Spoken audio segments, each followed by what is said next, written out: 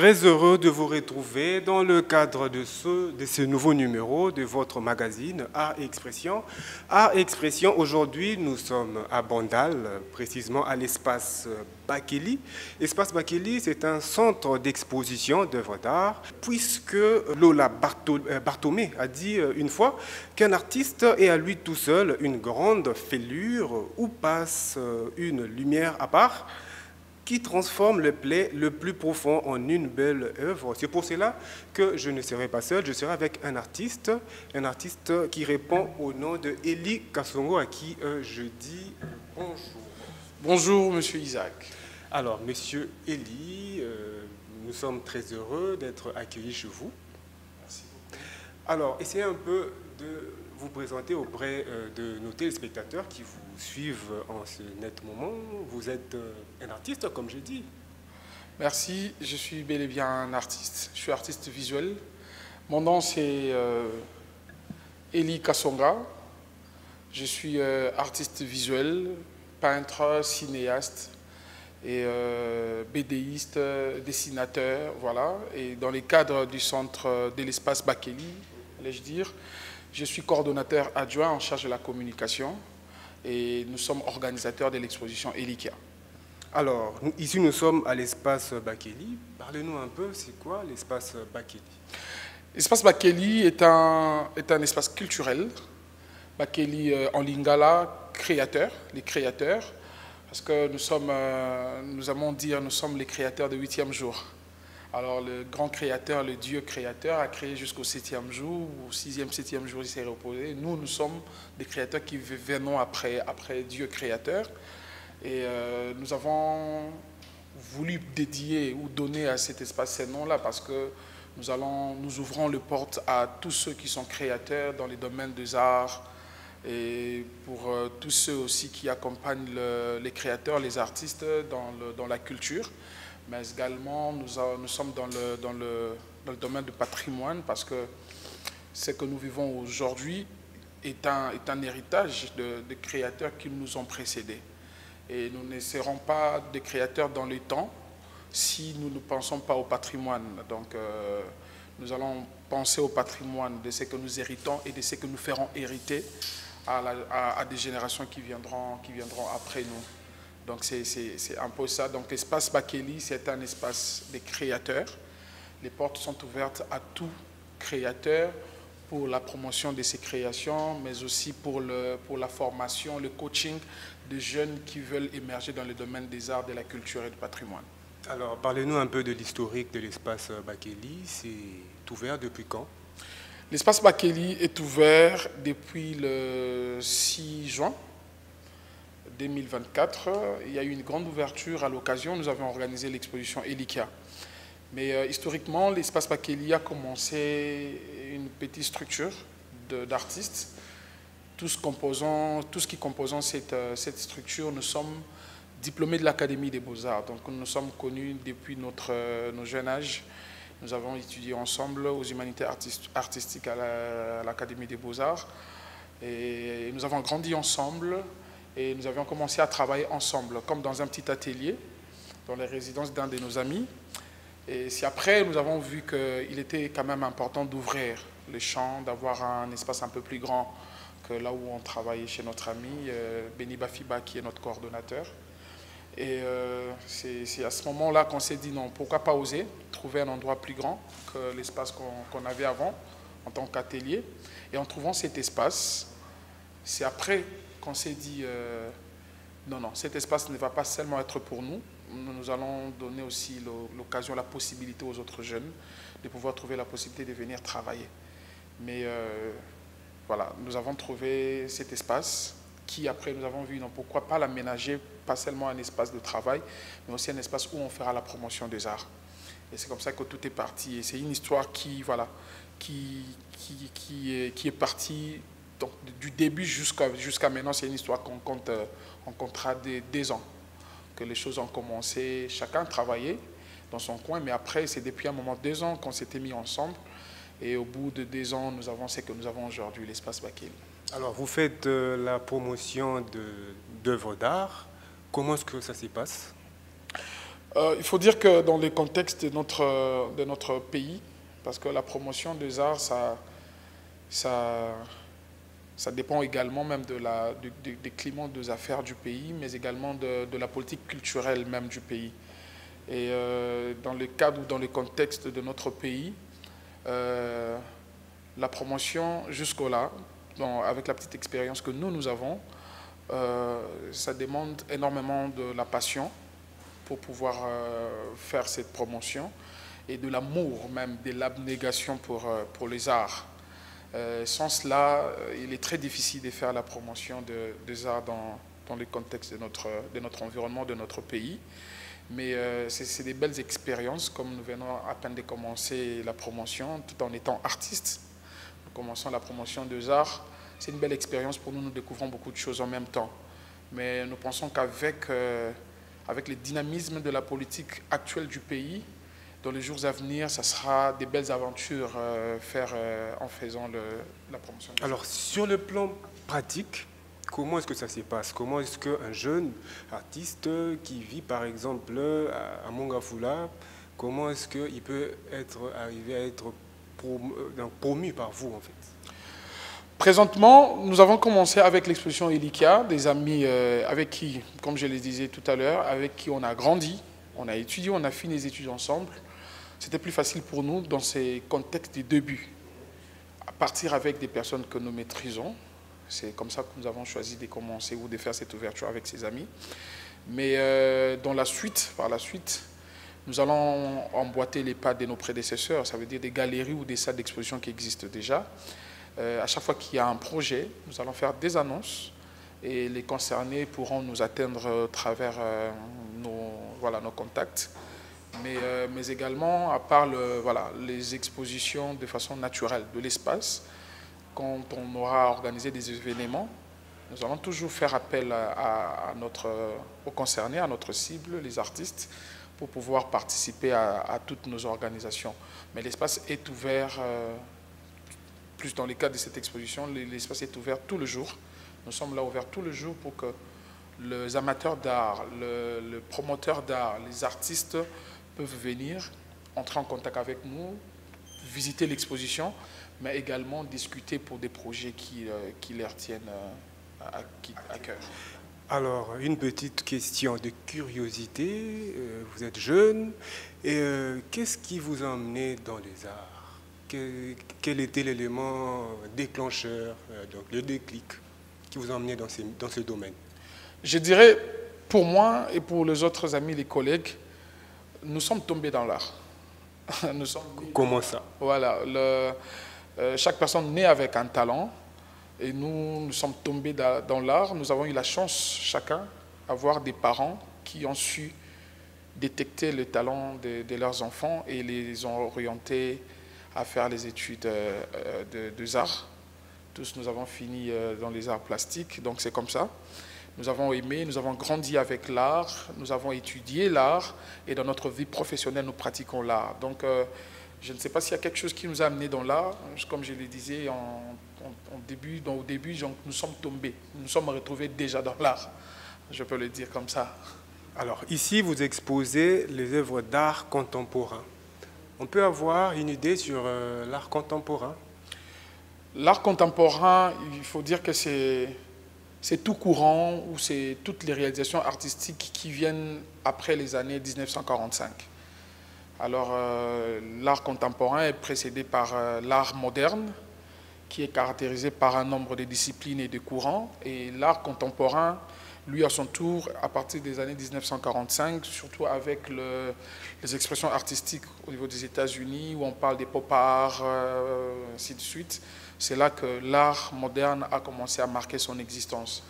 Et il n'y a pas une grande ligne de démarcation entre l'art moderne et l'art contemporain, mais un des éléments les plus majeurs qui caractérise l'art contemporain, c'est le mélange des médias, donc des médias de moyens d'expression.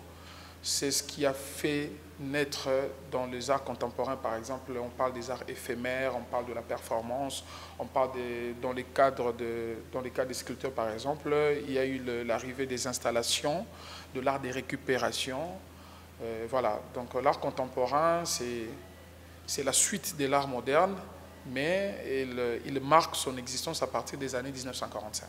Alors, l'espace Bakeli abrite une exposition qui est dénommée Elika. Alors, pourquoi ce concept Elika? Le concept Elika part d'abord de la signification même du mot. En lingala, c'est espoir. Je le disais tout à l'heure que l'espace est dédié aux jeunes artistes. Et vous savez, il y a un Français qui dit « La jeunesse, c'est l'espoir de demain ». Et Elikia, c'est espoir. C'est une première dans le cadre du projet Elikia, mais dans la suite, nous allons aussi annoncer d'autres projets qui vont suivre le concept Elikia. Mais pour cette première, pour cette exposition, nous avons voulu aussi lancer un message assez particulier par rapport au contexte socio-sécuritaire de notre pays, que malgré les situations que nous pouvons traverser, vivre dans la vie de tous les jours, aujourd'hui, les Congolais doivent garder espoir. Les Congolais doivent se dire que si je suis en vie, il y a encore de l'espoir. C'est vraiment le message particulier par rapport à cette exposition. Mais comme je disais aussi, le Elika en tant que concept, il va rester pour nous accompagner dans d'autres projets. Merci. Dans d'autres projets. Et pourquoi seulement en lingala choisir un nom qui est en lingala, par exemple? Pourquoi? Vous allez remarquer, même le nom de l'espace, c'est en lingala. Bakeli, l'exposition Elikia. Et il y aura beaucoup de concepts comme ça qui vont rester dans nos langues. Parce que nous vendons l'art congolais, nous vendons la culture congolaise. Et les lingala vendent mieux notre culture, comme qui dirait Fali Poupa, la meilleure langue du monde. Et nous utilisons cette langue pour mieux vendre la culture congolaise. Et un Congolais de Brazzaville, par exemple, ne peut pas venir, ne peut pas vous contacter. Parmi les choses qui sont en commun entre nous et les Brazzaville, il y a aussi notre langue, les lingala. Donc les Brazzavillois peuvent aussi nous contacter. D'ailleurs, nous sommes déjà en train de développer des projets qui, d'ici là, nous allons annoncer. Nous passerons de l'autre côté de la rive pour voilà, développer des projets culturels, artistiques avec les amis de l'autre côté. Alors, l'exposition Elikia vise quoi? L'exposition Elikia vise premièrement à communier avec la population. Vous êtes venus à Bandalungwa. Donc, nous avons choisi Bandalungwa, pas parce que voilà, on nous a offert Bandalungwa, non. Parce que nous avons trouvé qu'à Bandalungwa, la commune elle-même a une histoire. Et cette histoire nous facilite les contacts avec la proximité, avec la population que nous voulons voir consommer et pratiquer les arts. Alors, la jeunesse artistique congolaise est dans la cité. Et la cité n'a pas eu la chance de consommer les arts plastiques, par exemple, comme les autres milieux dans la ville. Alors, nous avons voulu que la population lambda puisse consommer les arts plastiques, les arts dans son ensemble. C'est comme ça, tous les jours, nous avons des visiteurs, parmi lesquels plutôt la majorité, c'est la population qui environne notre espace, qui est voisin de nous. Et voilà, donc nous pensons que la jeunesse a une très belle opportunité avec l'espace Bakeli. Et aujourd'hui, nous avons même vu la joie de beaucoup de jeunes le jour de l'ouverture de l'espace. Ils étaient tellement dans la joie et qu'ils ont dit « Nous espérons et souhaitons que les portes de Bakeli nous restent toujours ouvertes ». Et c'est ce que nous faisons. Tous les jours, nous recevons des jeunes qui vivent pas loin des Bandal. Donc, à vous entendre parler, c'est comme si le public visé, c'est beaucoup plus la jeunesse de Bandalungwa. Ce qui est vrai, c'est que les jeunes ont la facilité de se déplacer, mais nous avons visé tout le monde. Et en termes de points de la situation géographique, Bandal donne la possibilité à tous ceux qui sont dans la ville d'arriver facilement à l'exposition. Envie de dire que c'est parmi les communes qui donnent où l'accès est facile. Ceux qui sont de l'ouest ou de l'est, du nord, peuvent facilement arriver à Bandal parce que L'endroit est, l'arrivée ici dans la salle, la route est praticable, l'endroit est accessible, donc l'adresse est facile à retrouver, donc tout le monde peut y arriver, mais par la petite expérience que nous avons depuis l'ouverture de l'espace, nous avons vu en dehors des habitués de l'art, les amateurs de l'art, les collectionneurs, ceux qui nous achètent régulièrement, nous avons vu que maintenant la population aussi, la population lambda, envie de le dire ainsi, a aussi maintenant la possibilité de, voilà, l'accès dans une salle d'exposition comme celle-ci, visiter l'exposition, avoir des explications auprès des artistes exposants, ainsi de suite. Alors, au total, combien d'œuvres sont ici? Peinture et sculpture, au total, c'est 27 œuvres. 27 œuvres, 23 peintures et 4 sculptures. 4 sculptures. En fait, la différence, parce qu'il y a certains de nos téléspectateurs qui nous suivent, peut-être ils ne sauront pas différencier cela. La sculpture se différencie en quoi avec la peinture?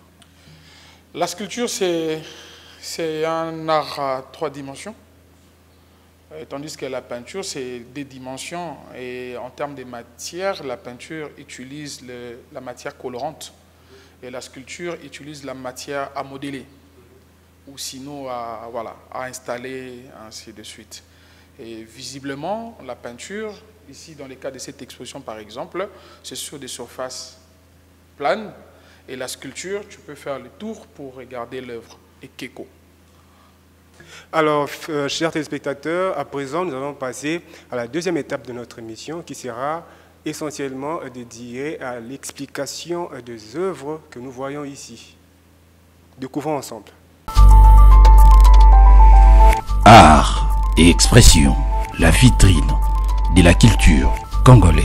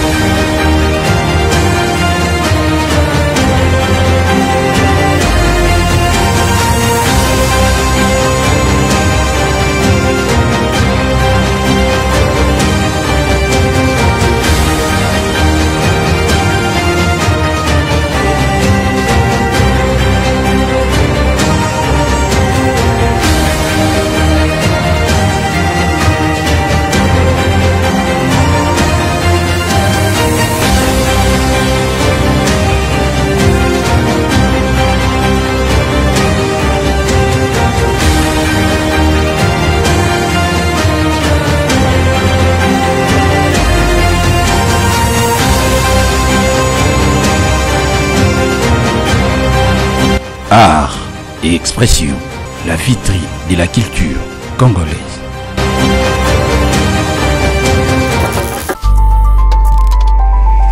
Art et expression, la vitrine de la culture congolaise. Monsieur Elie, qu'est-ce que nous avons ici? Ici, nous avons l'œuvre Elikia. Ça coïncide que l'œuvre a le même titre que la thématique de notre exposition. C'est l'œuvre de l'artiste, du peintre Bafiba, qui est coordonnateur de l'espace Bakeli. Dans l'ensemble, l'œuvre de Bafiba parle de la place de l'homme dans la société. Cette société de consommation évolutive. Vous voyez que hier, le mode de vie était différent que celui d'aujourd'hui. Mais l'œuvre de Bafiba, maintenant, c'est un questionnement par rapport à la place de l'homme, même par rapport à cette évolution. Comment?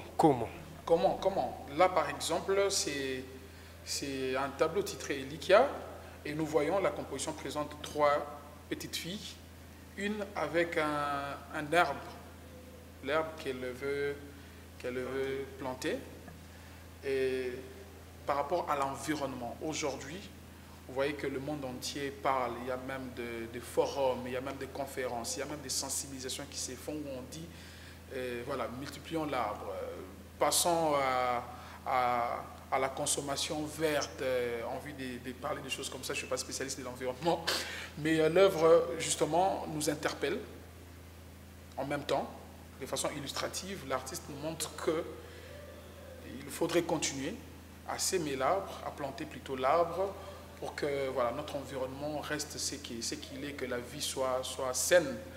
Mais aussi du point de vue philosophique, cette œuvre, par exemple, est en train de prêcher l'espoir, le courage, l'optimisme dans l'ensemble de la vie de l'homme.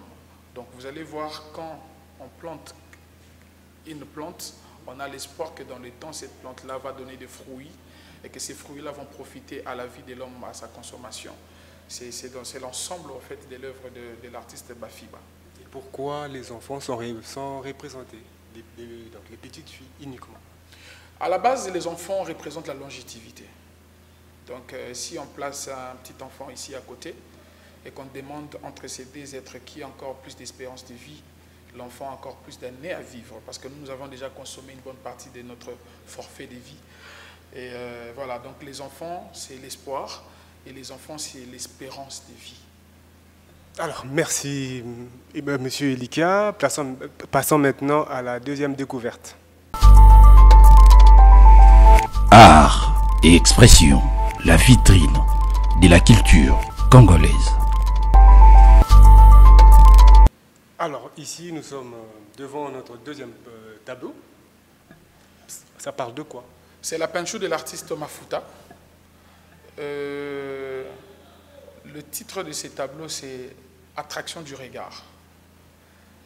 Donc, vous pouvez voir vraiment de façon illustrative une femme qui vous fixe un regard.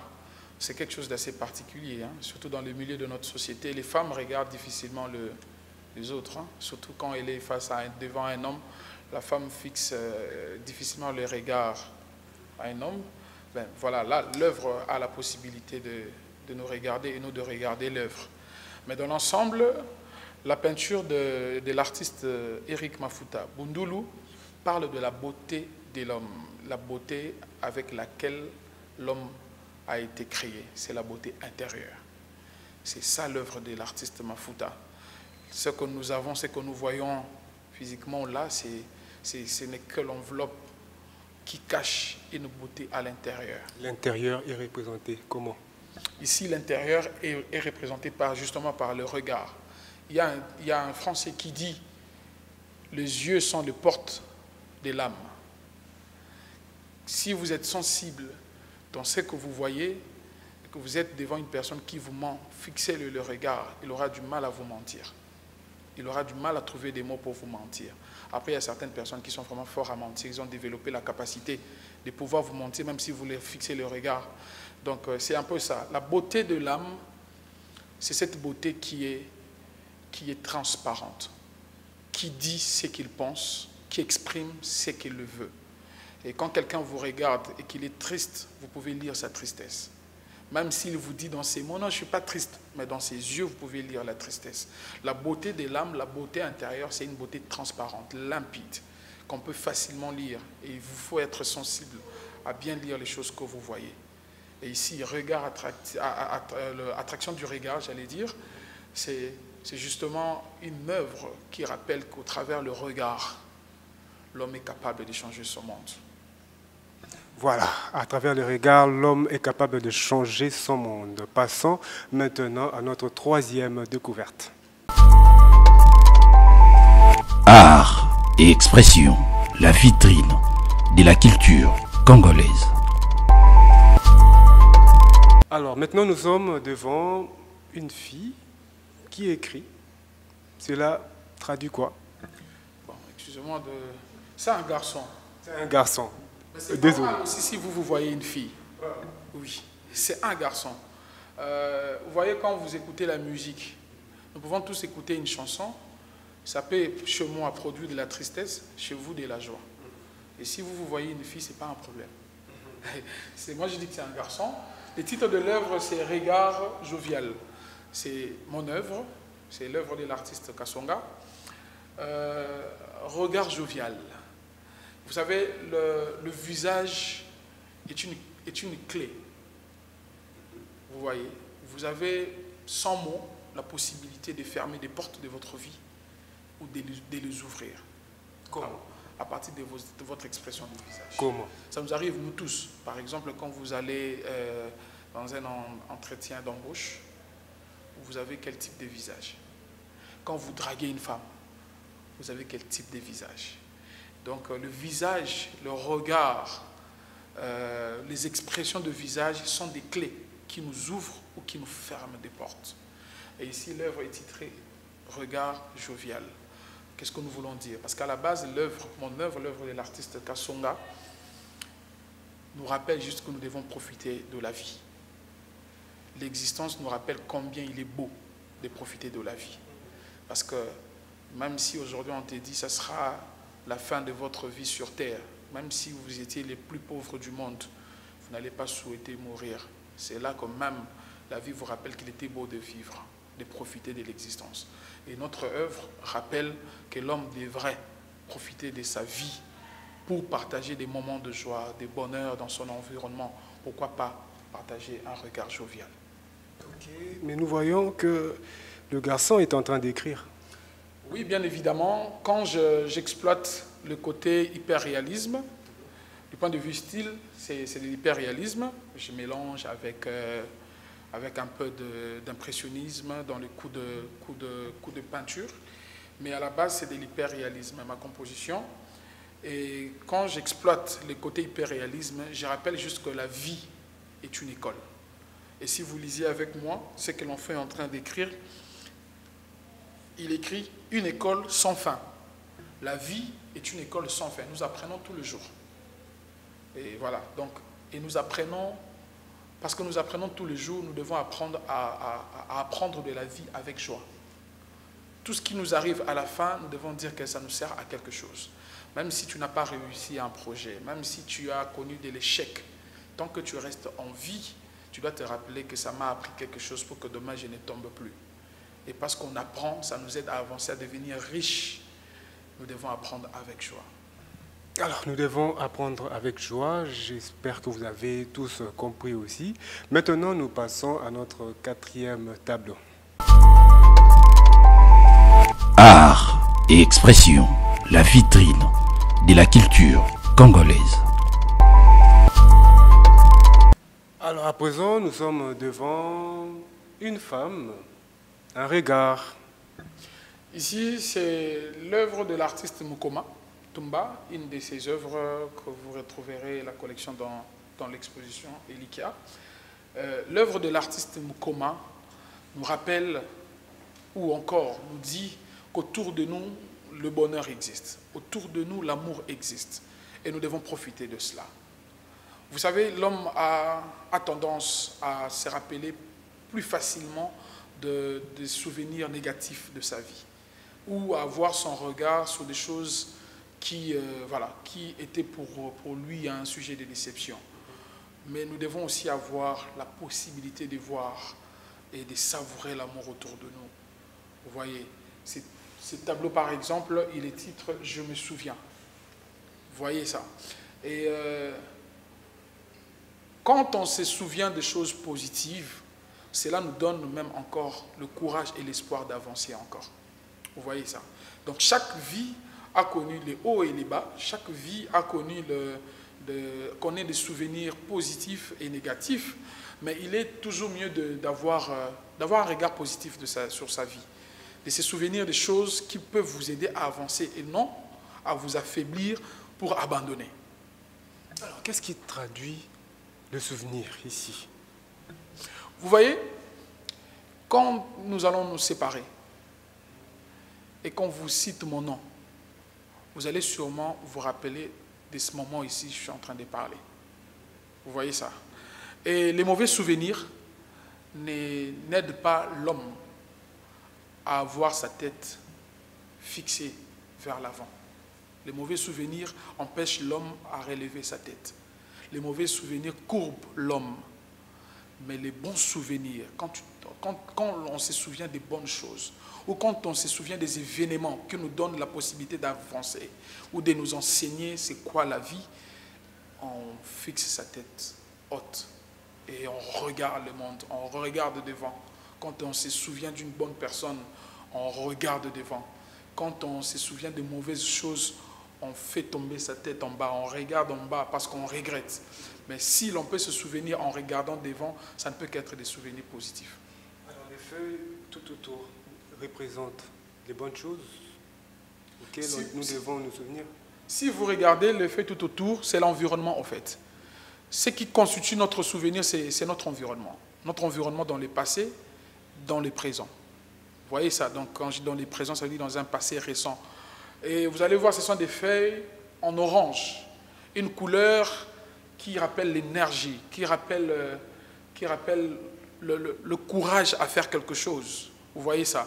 Donc, le souvenir de la vie qui permet à ce que notre environnement puisse vivre dans le courage, qui permet à ce que l'homme puisse vivre sa vie à avoir de l'énergie pour avancer. Vous voyez? Donc, l'homme, la tête est entre les feuilles orangées, donc en orange, le cadmium, l'orange là vif, ce qui rappelle qu'il faut avoir de l'énergie pour avancer. Donc les souvenirs, les bons souvenirs donnent à l'homme de l'énergie pour avancer, donnent même à son environnement, lui donnent le courage en fait dans son environnement. C'est ce que l'œuvre veut dire. Mais sinon, une autre personne pourrait comprendre autre chose, parce que quand tu regardes, tu peux te souvenir des choses que moi je ne me souviens pas, tout en regardant sur la même direction. Alors, je comprends et je pense que vous aussi, chers téléspectateurs, nous sommes tous donc été séduits. Alors, à présent, nous passons à notre cinquième et je pense que ce sera notre dernière découverte. Art et expression, la vitrine de la culture congolaise.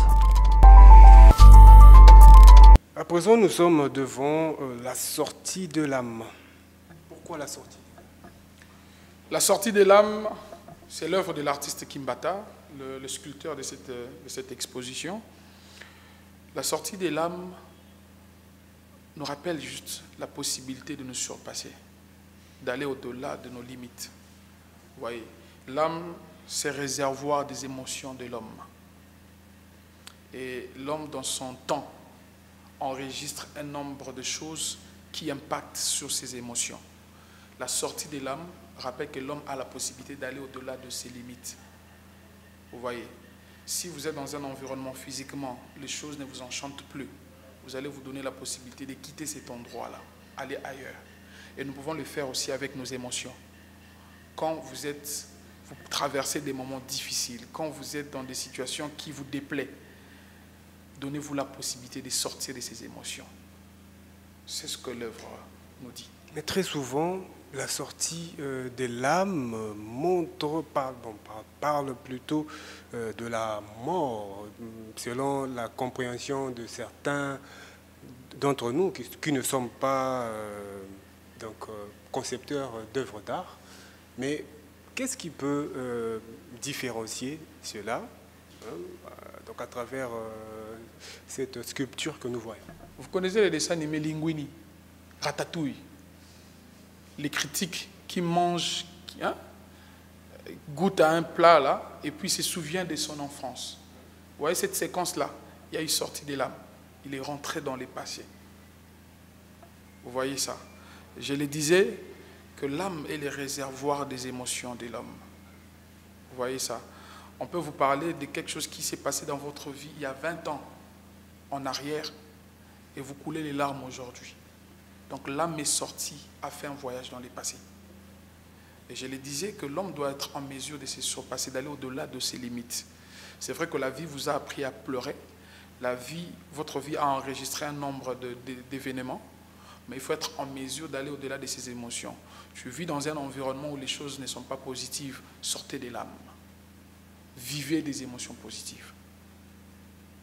Vous êtes avec des gens qui vous font du mal, regardez-les avec sourire. Sortez des larmes de la déception. Parce que l'être enregistre les choses sur base de ce qu'il vit. Si vous vivez aujourd'hui les Congolais, je le disais tout à l'heure, l'expression Eli qui a également dédié aux Congolais, parce que nous lançons un message d'espoir. Nous invitons les Congolais à sortir des larmes de la déception.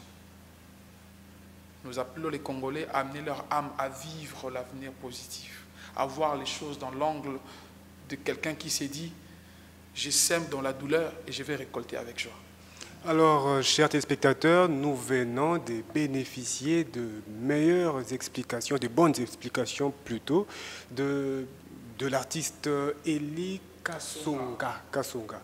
Eli Kasonga, avec vous, nous avançons vers la fin.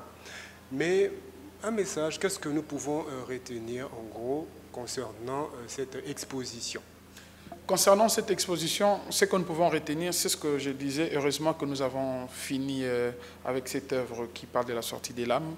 Ce que nous pouvons retenir de cette exposition, c'est que nous devons aller au-delà de nos limites.